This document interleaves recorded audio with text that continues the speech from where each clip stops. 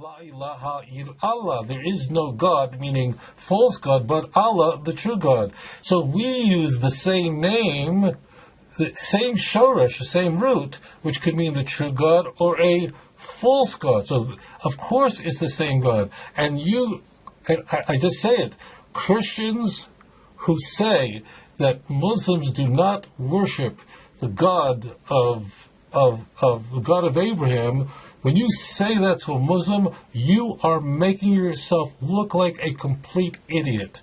And Muslims will laugh at you. They believe not only that Abraham was a prophet who was a Muslim, but not in real, doesn't mean if you walked over to Abraham and asked him what you believe, you say, I'm a Muslim. It's an Arabic word. It means that Abraham submitted himself before God. And every Muslim believes that Yitzchak was a prophet. And every Muslim believed, in fact, most of the prophets, the 25 prophets in the Quran, were Jewish.